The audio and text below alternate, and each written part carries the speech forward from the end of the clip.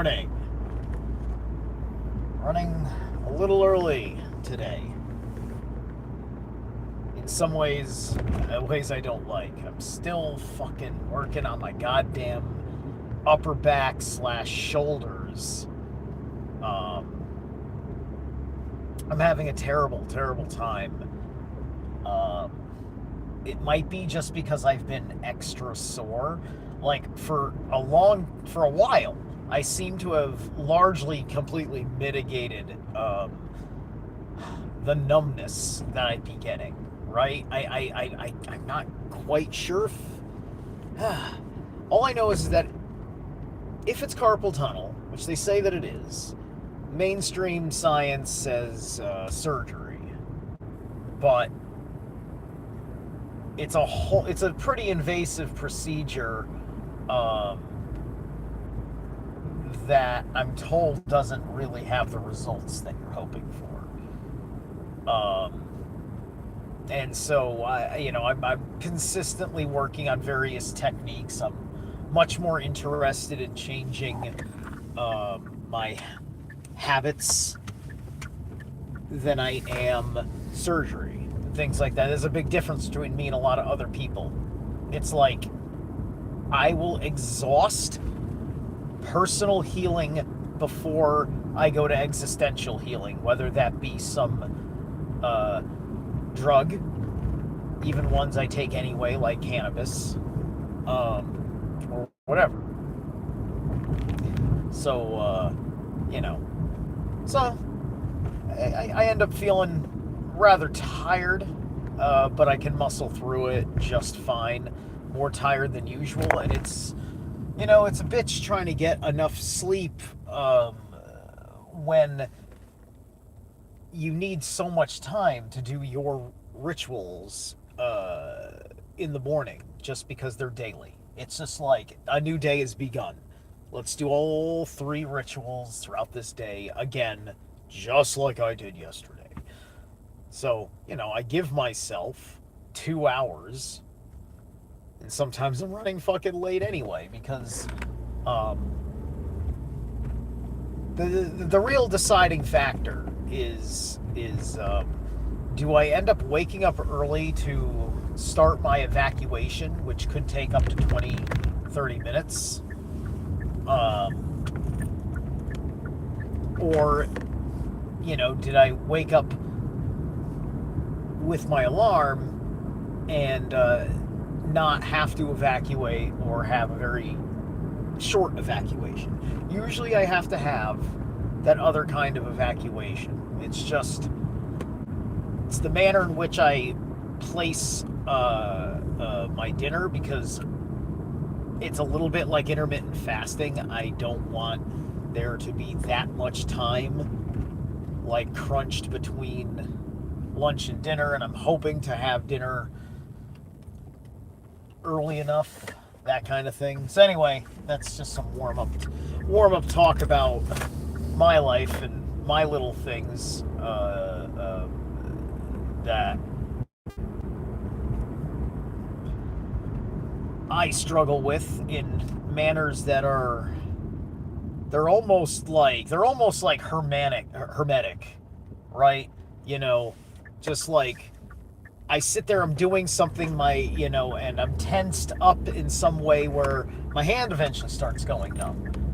The bane of my existence is that this happens while I'm playing my fucking guitar, which is why you hear me sounding amazing, and then it seems like I may be cutting that amazing short to change it up. It's like, why do you change it up there?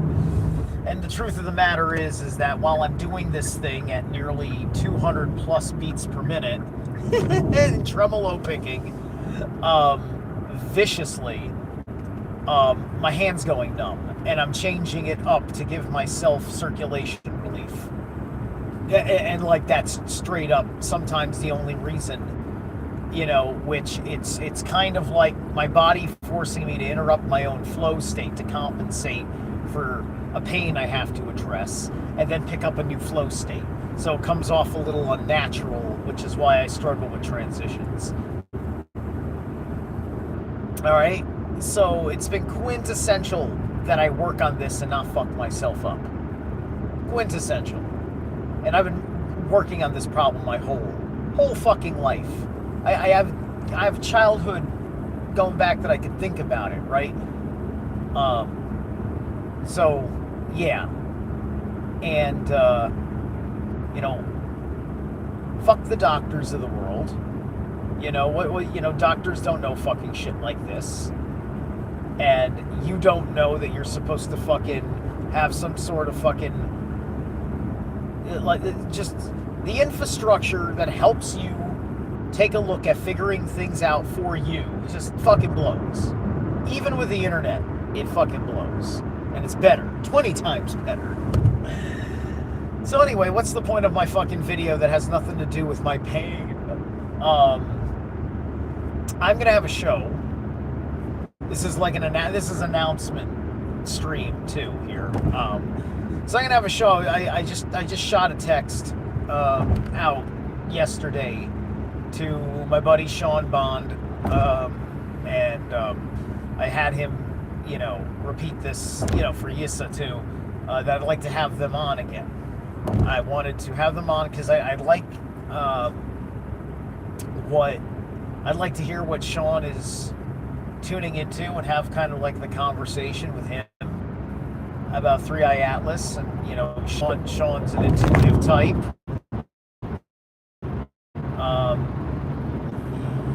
And I really appreciate what he does with Sonic League. And he's got all these wild artifacts that are almost beyond belief that we're also going to talk about. You know, they're not his artifacts, but it's part of the excavation work he's been involved with down in Mexico. And you know, he's made connection with the people with the Boogosphere, and he has touched the Boogosphere and done energy work and stuff with it, and things like that. And there's been several findings since last time he was on the show. So I'm going to talk a little bit about that stuff too, just because I've been just sitting back, and it is so impressive, the amount of things that they found, the way the depictions are. It's almost beyond belief that this much art is so well preserved, which could be evidence that maybe most of this art was preserved right up until the point of the conquistadors, and then they got lost, almost probably as a protection to get buried by the forest, to be unearthed, right?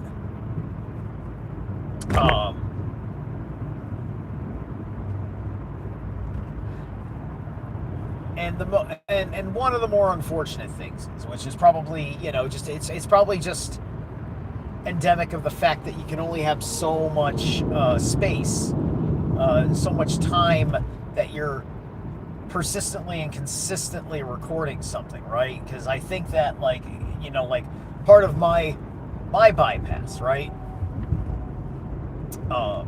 which is, you know, the reconciliation of me who trusts and respects my friend versus me who has to ask the hardest questions, for the sake of the journalistic side, where I'm not just sitting here entertaining things, and not interested in probing for the validity, right? Because I am looking at these things, and obviously it's all human crafted, right? None of it looks beyond human capability, and so for me everything registers as human crafted, and this was part of the aesthetics and aspects of their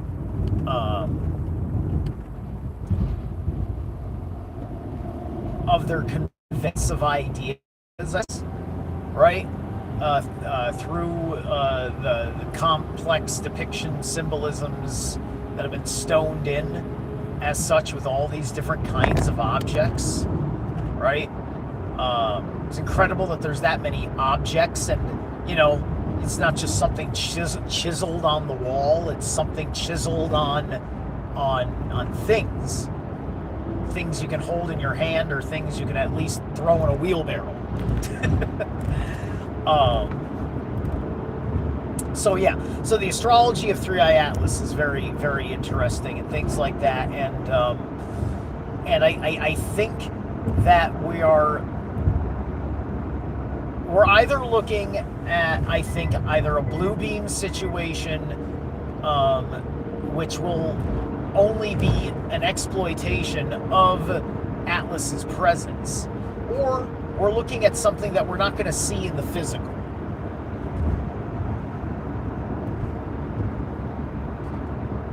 Or it'll be something as interesting as a panspermic emanation, right? Comets bring all sorts of shit, right? They herald all sorts of things, seemingly without fail, right? And for me, it's all, you know, it's got to be visual, though, right? I mean, like, don't tell me, like, oh, a comet's come that I never saw. Right, this thing has to be visible in the sky, right? And so, I mean, if I, you know, at least I can point like a telescope. I should be able to point a telescope at it, right? It doesn't have to be naked eye visible, but it has to be in the visible light spectrum that can be observed through basic lens refraction. Right? That's all I fucking ask, is let me fucking see a physical thing. If you're telling me I can't because it's a metaphysical thing, well then that's fine, but I'm not working from the same side of my brain anymore. This is establishing which side of my brain is in charge of the fucking conversation. Okay, so this is an intangible interdimensional situation. Alright, let me go right-brained on you then and start asking some weirder, abstracter, more feelings-based questions. That is an angle that is not to be ignored. So I'll let you know when we have figured out when we're going to do that. Hey, what's up, Mr. Mission Control? I'm not sure if you saw, I left you that comment with a recommendation about the Keylontic Sciences, the original Keylontic Sciences. I have to understand the history of the Keylontic Sciences myself, but as I am told by the wisdom of my mentor, and I can find in the archives of the Temple of the White Dragon that I'm initiate in, is that Michael Dean's original work is the purest initiatory into the true metaphysical system, right? The true sacred geometries, because it operates off of the 369 to the original Axis Mundi. And this is the principle by which I operate with the true universal tree of eternal life, which is how the tree of life ought to be from before the inversion. Sephiroth is no such thing, should not be included in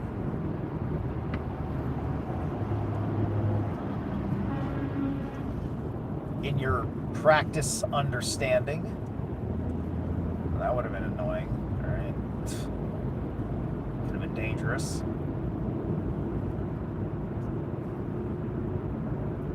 Got a semi-truck passing a semi-truck while the other semi-truck was about to fucking merge.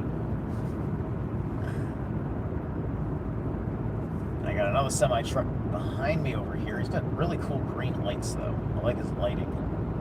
But anyway.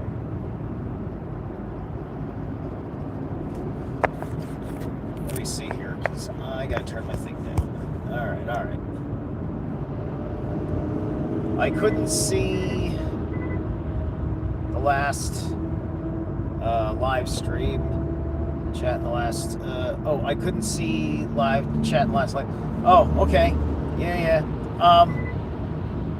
Maybe I left it on private by accident, the last live I did.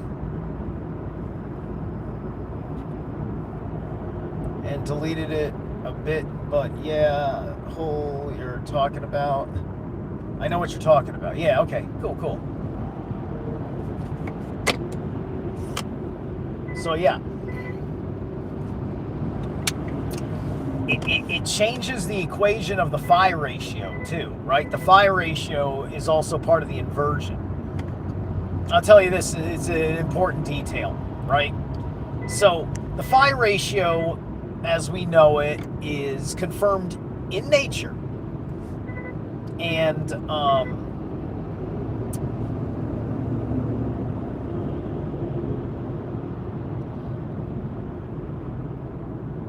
it's designed to follow something in the pattern that operates on our tilt, on our axial tilt. And then the phi ratio is tweaked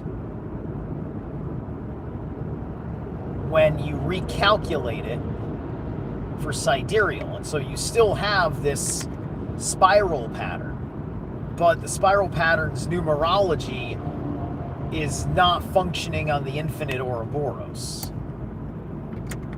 It has a resolution. I believe it's wound. Like basically, it's like taking a coil and you're either, I can't remember if it winds it tighter or looser, but it's like changing the coil winding tension. And so that's important, right? And what do we know about and then it's a question of what's happening with the energy. What energy is going through that the coil in that respect?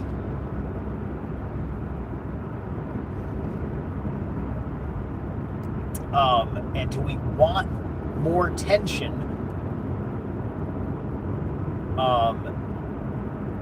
Releasing more energy, right? Depends, like it's all the difference, there's different spring mechanisms, right? Certain spring mechanisms are way stronger than others, and if you make the spring mechanism too tense, it may not be good enough. You may not have enough strength to operate the mechanism. If you make it too loose, you can operate the mechanism, but it won't have any effect. So you need something that is bridging the gap between your strength potential, whether that be by your hand or by a mechanism,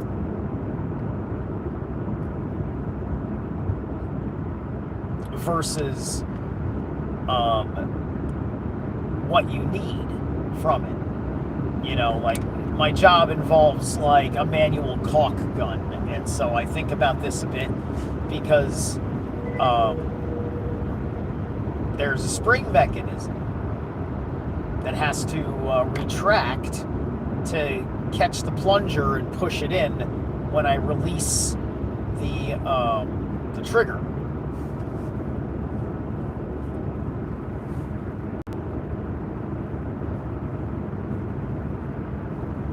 And so I have to mind the spring while operating the performance of it, especially if I have, if I end up getting caulk on the spring, it'll be very difficult to remove that when it hardens. And it's freaking annoying to get rid of it. Like, this stuff is so just, it's just goo, right? It's just sticky, thick, like, it's like industrial strength pudding. Right? I mean, like if you've worked with like insulation foam, you know, liquid foam, like that, like you know what the hell I'm talking about.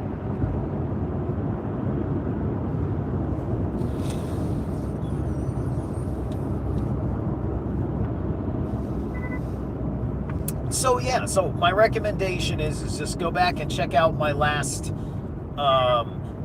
interview with Sean Bond and Yisa talking about these alien artifacts from Mexico.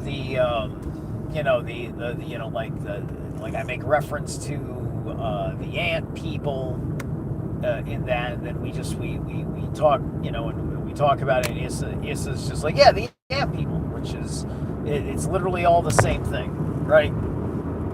So it's the ant people slash the Greys.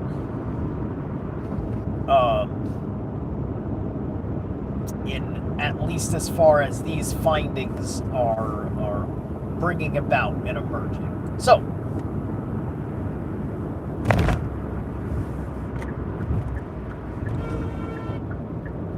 fuck's sake, man.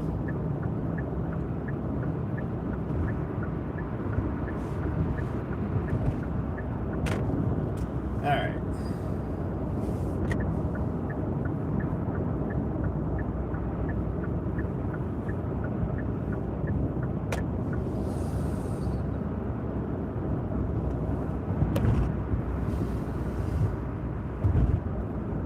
And then, of course, there's just, we're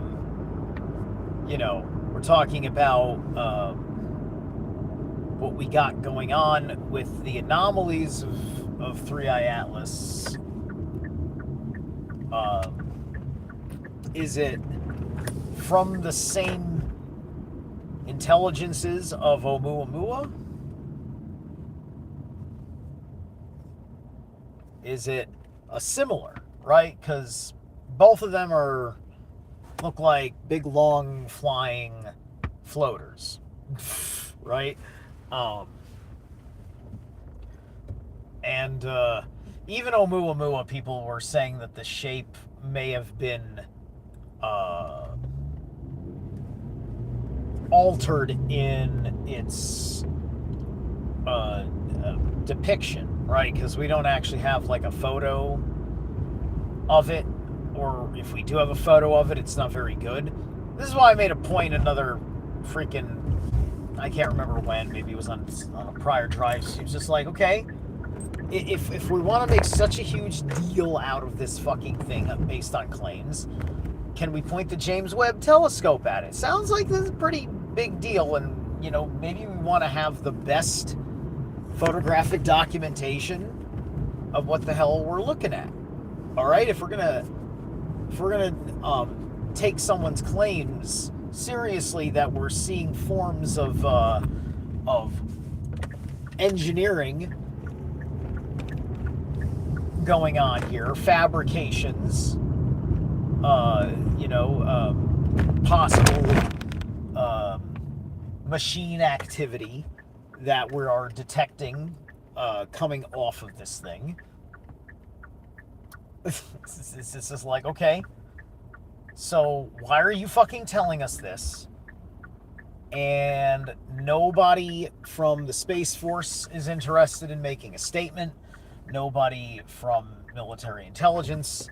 Nobody from NASA. Nobody from SETI. Was it SETI? Who are the people who've been saying this? I haven't heard the name SETI.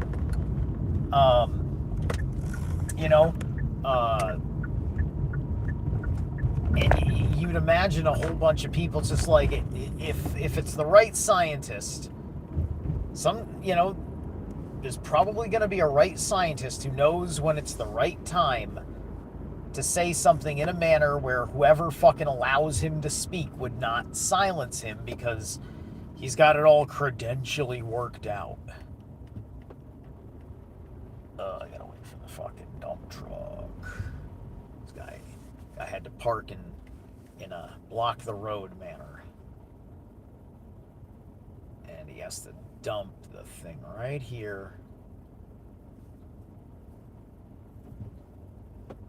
shouldn't. I'm gonna have to wait. All right. Um, where was I? Tired is where I was.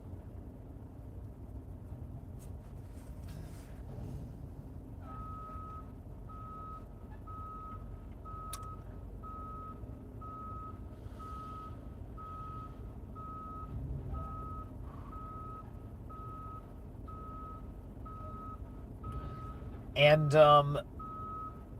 what I will be checking out and may be able to extract something good about it is that I was checking things. I did a search on my can't remember if I did on Google or DuckDuckGo, but I did a search. I was checking out a few things. I said Three Eye Atlas astrology, right? And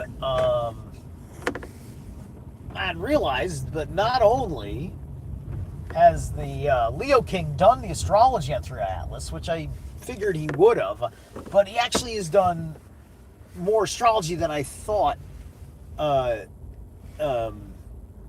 one could have done. He's got a Baktun chart that's associated with it, and he showed a little bit like, I don't know where he's published the ephemeris, but he made an ephemeris for Three Eye Atlas, meaning that you can go back in time. So he's made the calculations where he says he's got it as far as the, the timing mechanism of Three Eye Atlas, right? Whatever its orbit is in our system. Under the assumption that this thing is on orbit and it's not just passing through. So he wrote a very long, comprehensive article on it. And so, we're talking about late September, early October. It's going to be its Mars passage. And then around the solstice is going to be its, when it's closest to Earth. I think I mentioned that yesterday or something like that.